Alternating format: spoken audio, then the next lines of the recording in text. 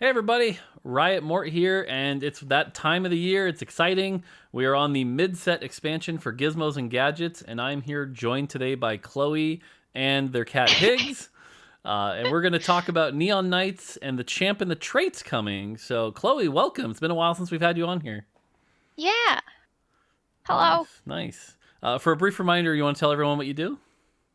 Yeah, I am a tech designer on, I was going to say on TFT, I guess obviously on TFT. I work on sets. So in the past I've done set mechanics, and the set I worked on champs and traits. Nice. Yeah. Yeah, so definitely this set came together with a lot of hard work from you, Linda, and Jaybach on the design side, as well as a bunch of other people on the art, engineering, etc. So as always, we're just representing a bunch of people's hard work. But yeah, so excited to talk about some of this stuff? Hell yeah. Nice. All right, well, let's jump right into it. We got a lot to go over, so let's keep going here. All right, so on the first thing we got to talk about here is all these champions getting removed. Now, I don't think there's been quite as big of a mid set like this since set 4. Set 5 certainly wasn't this big. 21 champions gone right off the bat. Chloe, what can you tell me about why'd you choose to get rid of these champions, or what were some of your goals here?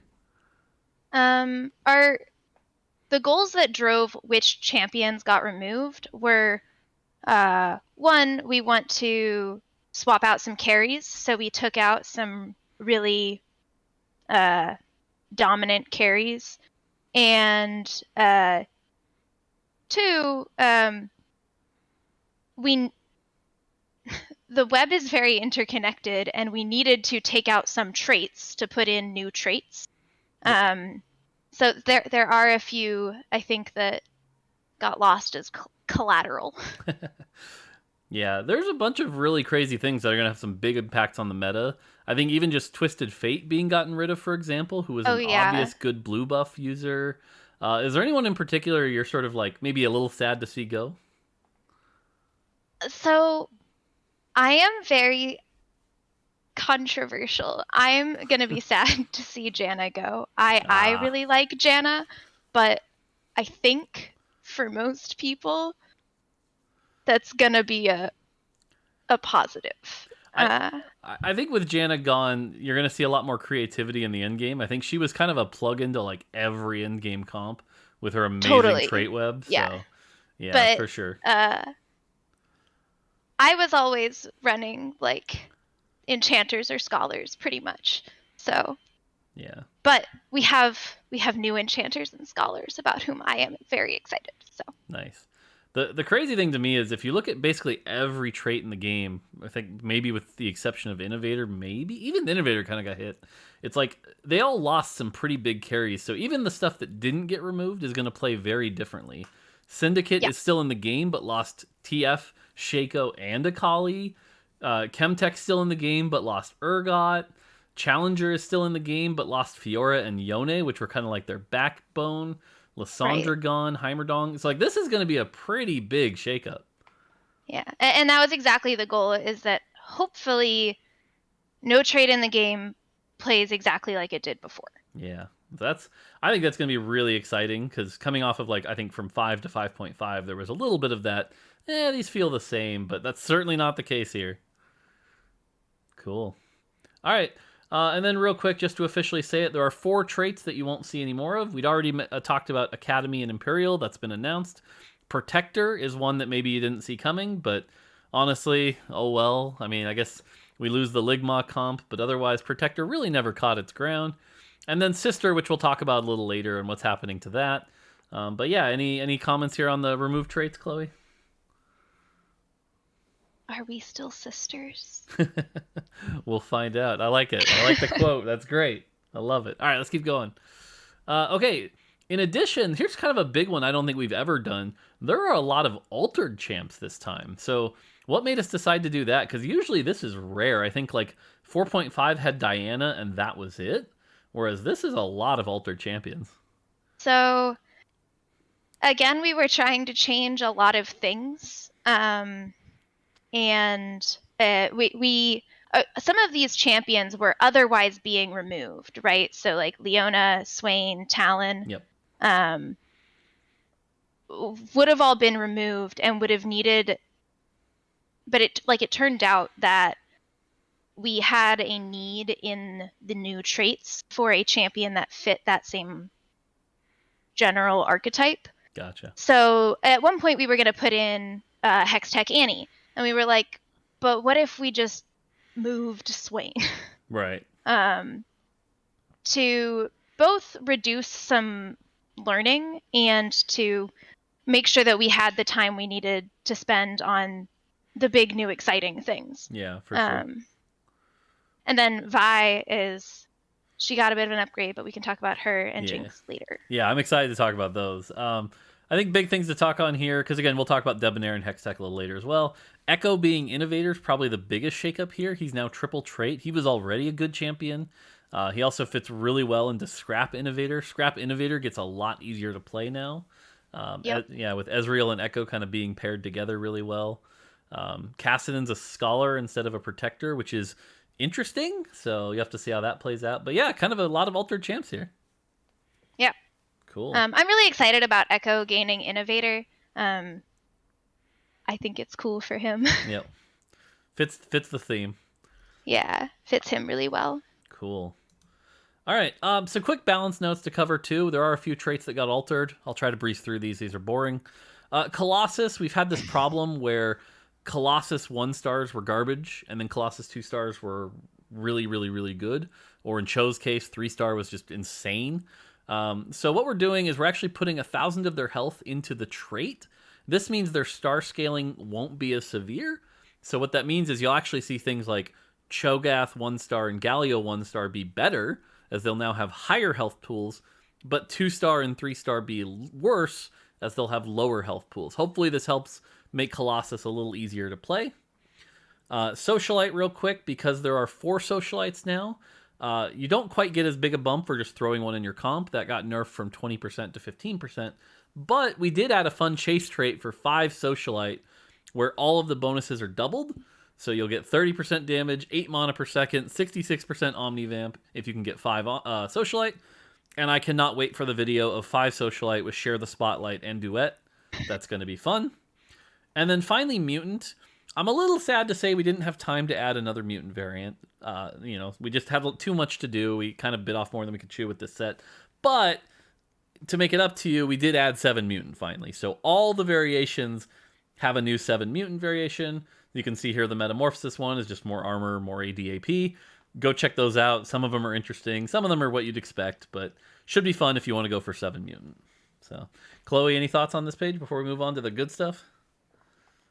I think my favorite new thing on this page is that we, in the Colossus tooltip, refer to Colossus champions as Colossi. I don't think that we called them that before. I think it used to say Colossus champions, but Colossi is delightful. I hadn't caught that, but that is epic. Awesome. All right, let's go to the new stuff. Hextech. Chloe, why don't you tell us about Hextech? So Hextech champions have a very special relationship with the Hex Core. The Hex Core pulses every 6 seconds. 6 seconds. Yep. And each time it pulses, it gives all of the Hextech champions a shield. And as long as they have that shield, they deal bonus damage on hit. So what this is going to do on your front line, obviously, is they get shields, so they die less, which, thumbs up. But on your backline units, Sivir and Lucian are both going to deal a lot more damage with it, especially as you get them up there in levels. Yeah, the shield is for Hextech units. It is not for their allies. Yeah, I think that's probably the thing that makes it the trickiest to play is you don't really splash into Hextech and be like, oh, my whole team gets a shield. This is definitely one of the more vertical comps that you'll want to play 4 or 6. I think it's very good in the early game. Jarvan and Nocturne plug and play pretty quick early. You'll notice that Sivir and Jarvan are both strikers. They work together really well. And then as Chloe mentioned, the magic damage works really well with Sivir's ability and Lucian's ability. Sivir's ability is the bouncing boomerangs, right, Chloe? Yep. Nice. Correct. So that's a lot of bonus magic damage. Yep. And then in addition, Alistar is the new Colossus replacing Scion. I'm not going to lie to you. I think Alistar is not quite as powerful as Scion, but makes up for it with extra beefiness. And the way he moves around is just kind of more fun. Does that sound about right, Chloe? I think so. I think he makes up for it with excitement. Yeah. Cool. And I think the fact of when you can play him is going to feel pretty different. Yeah. Just because I think it's going to be a little bit easier. Although you're right, like Hextech isn't really a splash trait. It is a little bit easier to run than Imperial is. I mean, 2 is less than 3. Shocking insight, I know. Like I said, I think especially with 4 Hextech early and then pivot into an Alistar late game, like replace your Jarvan with your Alistar, that can be really good. So I don't think you actually have to go beyond 4, although you can. I think 8 is also insanely good.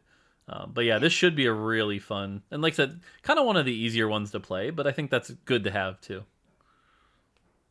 Any champions you want to highlight here before we move on to the next thing? I think none that we haven't kind of talked about already. Alistar and Sivir are the 2 here that I'm really excited about. Yeah. The one thing I'll note is I think in the preview video, Lucian kind of showed that he was looking like his set 5 reprint, but actually he's more like a set 1 reprint with upgrades. He's not doing the crazy rapid fire ult. He's more the short mana dash pew pew kind of move. So yeah. Cool. All right, so that's Hextech. Now let's talk Debonair. So I'm going to walk through how Debonair works, and then we can talk about it, because it's a little confusing. But if you liked Chosen, Debonair's the trait for you, and I think the team did a great job with this. So the trait itself, pretty dull. Health, AP, nothing special. But as you play the game, whether or not you have Debonair active, you might see VIPs in your shop. You'll notice, for example, on this card, the Leona there has that VIP marking.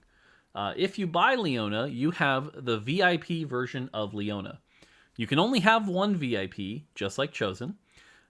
You can buy as many, they come in your shop whether or not you have the trait active. If you have the trait active, they will show up way more. So if you want to play Debonair, I think the rate's like 75%, so they'll show up a lot. But you basically get to pick who is your VIP, and then the VIP has a special ability. And so I'm going to switch to the next slide here, and you can see, for example, Brand has his normal ability where he shoots a fireball, but if he's the VIP, he shoots a second fireball. And so you get to choose who your VIP is and which of these special effects do you want. Does that about cover it, Chloe? Yep. Nice. So, that being said, which VIP are you most looking forward to playing? Hands down, Leona.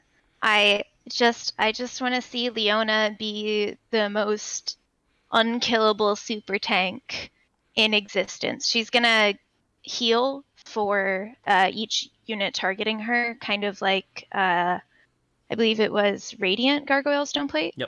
Yep. But you can give her a regular Gargoyle Stoneplate or 3. And she will really soak up damage. Yeah. She's the only tank in Debonair. So I thought it was really important that she be able to solo tank for Debonair. Yeah, and she certainly can. That is a lot of healing. And like you said, you pull the solo frontline tricks, you can do really well with that. I'm personally looking forward to Draven. I think Draven's come back, and we've talked about Draven before. He was a set 1 masterpiece. I think set 5 he struggled a bit until we gave him that 50% armor shred. Well, VIB Draven not only gets the 50% armor shred, but he gets infinite range, which means he never drops axes, which is insane. Why would you need RFC when you have infinite range Draven? So that's the one I'm looking forward to here. Yep. Nice. Any other champions we want to talk about before we move on to Zeri? Because Syndra's the reprint that throws, Talon's back, Brand's a new champion, and Draven, we mentioned, is kind of back with that VIP twist. I think we're going to see a lot of people play 3 Debonair. I think 3 Debonair is going to be very popular to get that VIP bonus. We'll see about 5 and 7, but yeah, should be pretty cool. And 3 Debonair is basically going to be like playing 3 Imperial. like technically your other Debonair units get a bonus, but 200 health and 20 ability power. Yeah, pretty much. It's really about activating that VIP bonus. Yeah, for sure. 3 Debonair, 4 Challenger Draven. Woof! Can't wait. Right. All right, so speaking of which, let's talk about our first 5 costs. Zeri, you want to talk about this? Yes. So this champion took a little while to land on, but she landed in a really exciting place. So she fires directional bullets, and specifically when she after she ults, she starts to fire piercing bullets. So the directional bullets, meaning they're going to hit the first thing that they hit, not, like an auto attack, but like any other Yep. aimed missile, to reflect how she works in League. But the really, really exciting thing is going to be after she ults, she's going to get much more powerful attacks that also pierce. So with some clever positioning, you're going to be able to hit the back line and deal them a lot of damage. Yeah. This is an example of, I think, some pretty good Zeri items. She's really, her scaling is with AP. And then, of course, static shiv when she's firing all those bullets is a lot of static. As is appropriate for Zeri, as she deserves. Yeah, the 2 things I'll note here is the first one is if you look at their scaling, you'll notice it says 16% of their attack damage for 5 bullets. That's only 80%. This is not an AD champion. Don't think you're going to be clever and put Deathblade IE. It won't be very good. You want to put AP items on this champion. That's how she scales. But the thing I'll mention is, as Chloe talked about, they're a sniper and they have piercing bullets, which means they can hit the back line from far away. Like, if you get stuck on like a Galio or an Alistar, don't worry about it because those piercing bullets go right through, hit the back line. You get that big sniper bonus because, again, sniper is based off range, and she can pump out a lot of damage. And if you're lucky enough to get a VIP, that ability lasts the whole time. So she casts once, rest of the match, she's dashing around, shooting these bullets. She is a pretty crazy. I was calling her like Lucian 3.0. She's pretty good. Yeah. Nice. Cool. So yeah, that's Debonair chosen in a trait with their 5 cost Zeri. Let's keep going. Speaking of something that is the complete opposite direction of complexity, let's talk about Striker. Chloe, what does Striker do? Yeah, Striker frees up the dev team to spend more time on Hextech and Debonair. It's also very powerful, no joke. It is a lot of AD, especially as you get up there. Sivir's gonna wreck kids. If you've got in 6 Striker. I mean, so is everyone else. It's got a spatula, so, imagine the possibilities. Yep. Yeah, Striker's a pretty simple trait. It's one of our classes. It just says get a bunch of AD. Makes these champions a lot better. I think Aurelia is another one that uses it really well. If you remember, this is Aurelia from set 3 where she dashes around with that low mana cost. Getting that AD means she gets really good scaling, really good resets, and can dash around, which is really cool. Yeah. Let's see here. Rek'Sai is actually a new version of Rek'Sai. Is that correct?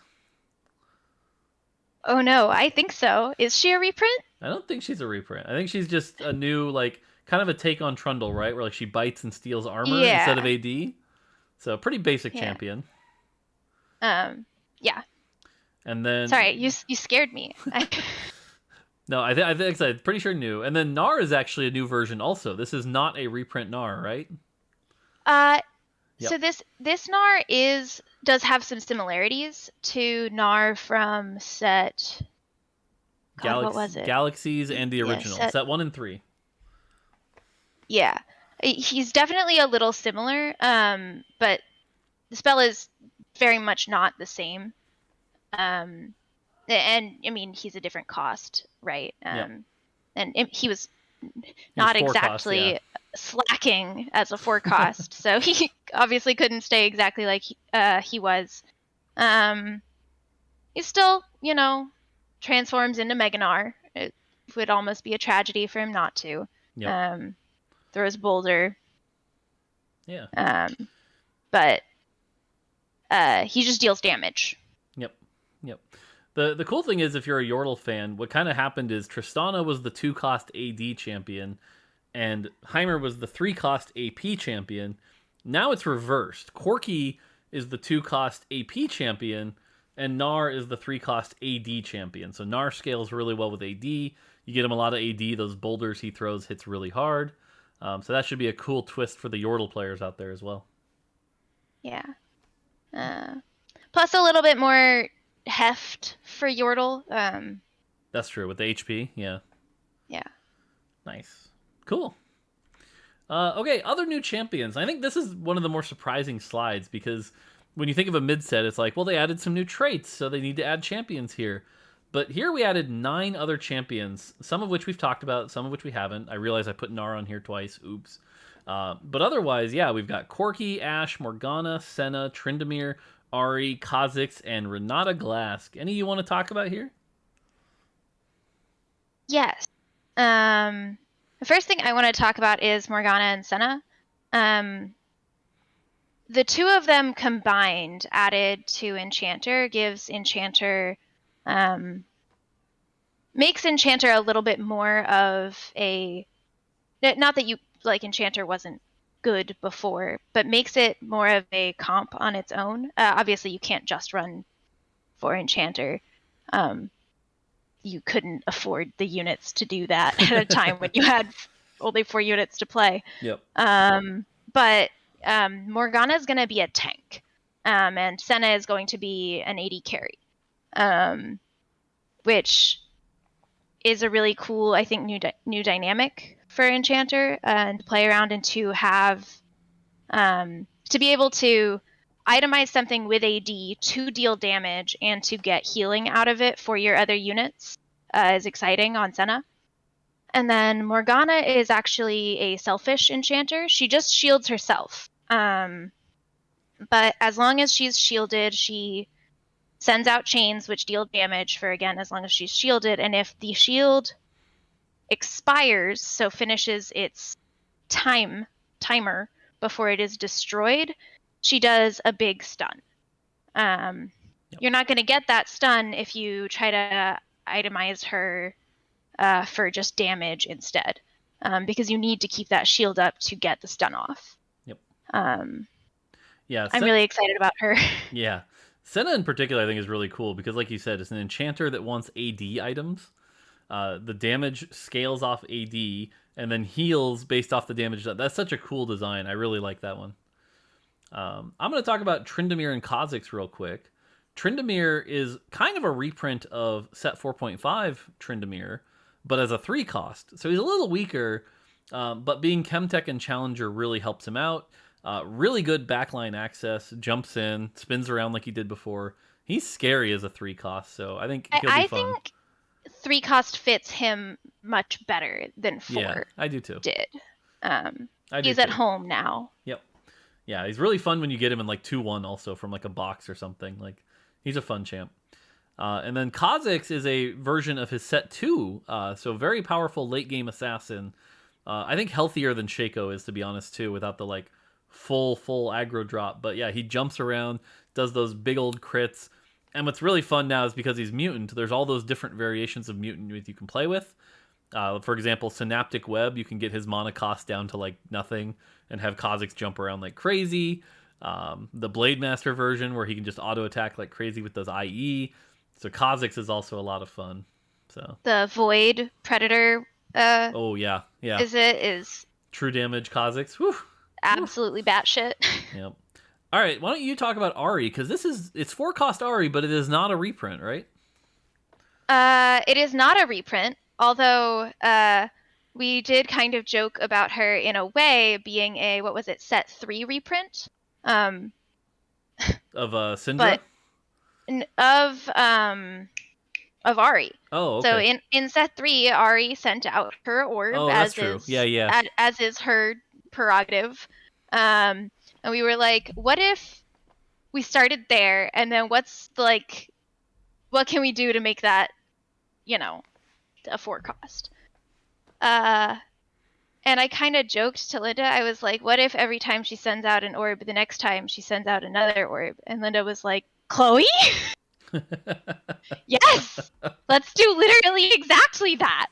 Why are you joking about this, Chloe? This is serious business. Yep. So as Ari's going to be a stacking champion, sort of like, I wanted to say sort of like Karma from set 5, but yeah, it's not really the same. I think it's closer to Syndra with the orbs from set 3, but yeah, yeah. It definitely is, I think, closer to that than it is to anything else that we've done before that I can remember. Mm-hmm. But yeah, when she gets up there, there's a lot of orbs on this screen. Yeah. It's a really Ari cool. Can get terrifying. Yeah, it's a really cool looking champ, like you said, especially when she gets like the 6th or 7th orb, and it's just this wave of shadowy darkness across the screen. That's really cool looking. Which works really well with both with the Syndicate, I think. Yep. Syndicate champions working well with some survivability makes sense for them and makes investing in Syndicate feel like it's paying off. For sure. And then finally, we got to talk about Renata Glask. Now, I don't know much about the champ, to be honest. In fact, for a long time, as y'all were developing the set, I'm just like, who is this? I don't get it. But I will say, playing the champion, it's one of those things that might be a contender for Malzahar for me, because what Renata Glask does is she shoots out this wave of poison, and the poison does a lot of damage over 15 seconds. So if you remember Cassiopeia, it's kind of like that, but AoE. And 15-second damage AoE dot is pretty fun. Uses Morello really well. And honestly, you see Chemtech Scholar, Renata fits in any comp. I've played her in so many different comps where it's just like slap 2 Scholar and a Shojin on them in the back line with some great front line. And Renata is a really flexible carry. Yeah. I'm really excited about her. Renata Glask is a very flexible carry. I'm really excited about her as one of the I want to say as the carry for Scholar, but yeah. Hold on. True. Cool. All right, well that's a bunch of the new champs. Shall we keep going? Let's do it. All right. Why don't you talk about Rival, and then I'll talk about Vi and Jinx. So what happened with Sister and Rival? What's going on here? I mean, we're not sisters anymore, I guess is the answer. So Jinx and Vi,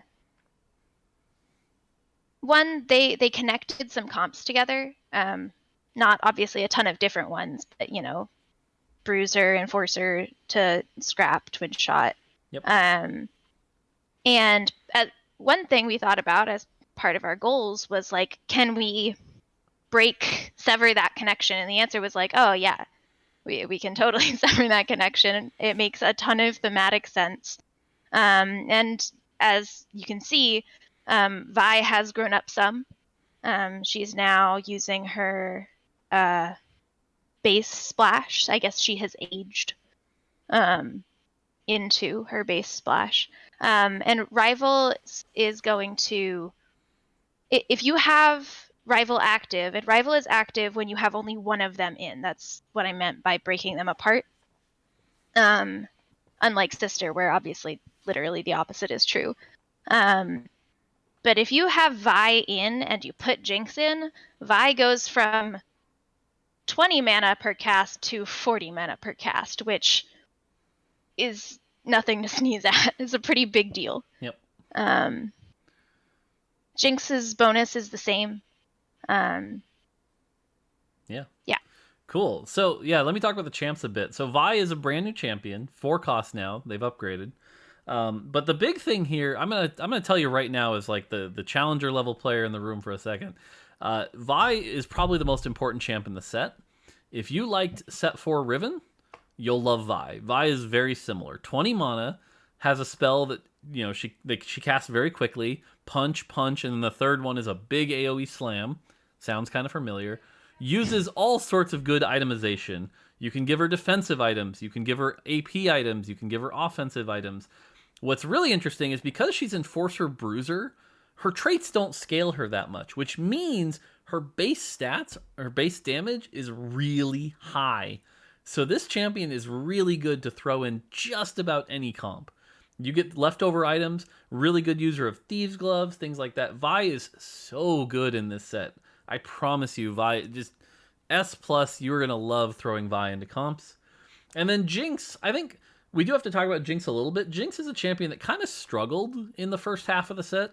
Could get a good ult and maybe some good damage, but would often get stuck on like a Scion or jump in the backline and die unless you had a GA. And she still kind of does that, but she's grown up and she's a little crazier. So after she ults, instead of just firing at the same target over and over, every time she fires now, she switches targets. And so she'll shoot here and here and here, and it's just like she's gone crazy, can get some big AoE damage. It means she won't get stuck on frontline anymore. Still pumps out a crap load of damage. So Jinx should also be a little bit better here. Yeah. Another great thing about Jinx is slide transition. All right, slide transition. Yeah, another great thing about Jinx is she's gonna rock with Silco. True. So you want your Jinx to get, obviously, her spell off as fast as possible. Silco's #1 job, get first casts of spells off as fast as possible. Or #1 job through his trait, sorry. Yep. Roger made a really funny joke in one of our the write-ups. You can go check out on the website, but I can't get it out of my head, so I'll share it with y'all. Power comes not to those who are like the fastest or the strongest or the smartest. It comes to those who stand directly in front of Silco. All right, that is pretty good. The 2 units that stand right in front of Silco are going to gain 40% of their maximum mana as starting mana. Yep. Which for some units is enough to, with, maybe a mana item or 2, cast immediately when combat starts. Yep. Yeah. I'm excited. Yeah, Galio is one of my favorites. Put Galio there. Galio get 40% of his 300 mana pool is a lot of mana. But yeah, this is a really cool positioning thing also, where it's like, who do you want Silco behind, and who is he going to sort of coax into power with his Mastermind trait? You get those 2 blue hexes, figure out where you want them. It's a cool positioning puzzle. I really like the Mastermind design. I think that turned out well. Is it a little overpowered? We'll see. That's what PBE's for. We can always lower that number if we need to, but it is still a really cool trait. I'm excited about it. I think this trait's going to be exciting. Nice. Could stay exciting even if it did get hit a bit. So Oh yeah, that's always what you want. So speaking of Silco, since he is our last champion we're talking about, what does he do, Chloe? Yeah, so Silco, sorry, I was going to say Silco takes dev time from Striker. True. Yeah, Silco, sorry, I don't want to not talk about how much work from the art team especially went into getting Silco just to exist at all. Yeah. Right now, Silco doesn't have any voice lines, though he does still have some like sounds that he plays. But in a few patches, he will. It's going to be, the same voice lines from the show, which is super exciting. It's super exciting that Silco is a TFT only unit. Yep. You can play Silco in one place, and it is 6.5 TFT. True. And what he does is he turns his friends into giant monsters, and then those friends explode. True.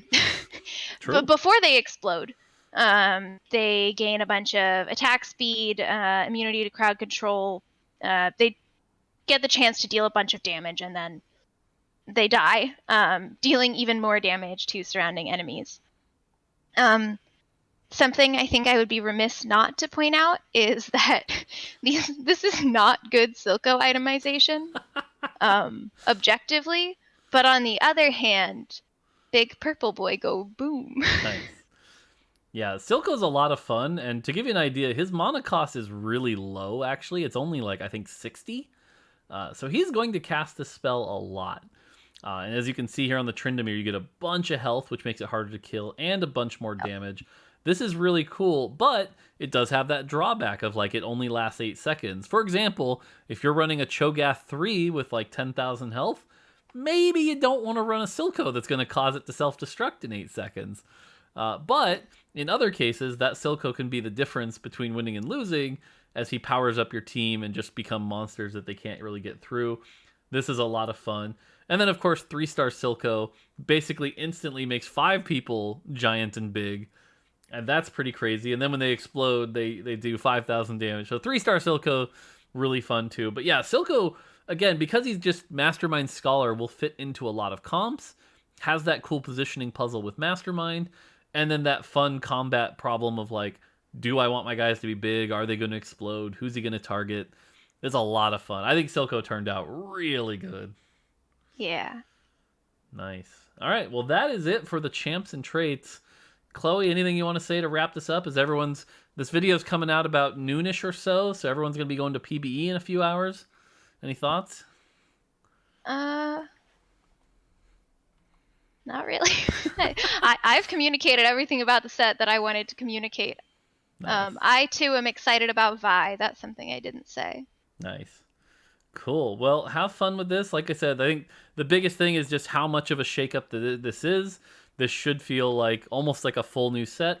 And that doesn't even talk about the system stuff that I'm going to be talking about in the second video. So that video should be up now if you want to check that out. There's even more to talk about. This is just the champs and traits, but man, they're awesome. Team worked their butt off on these. I think this is going to help make Neon Knights hopefully even better than Gizmos and Gadgets. So cool. All right, well, Chloe, I think that's it for us. On behalf of the entire dev team that worked on this, thank you for watching. Hope you all enjoy. Until next time, take it easy.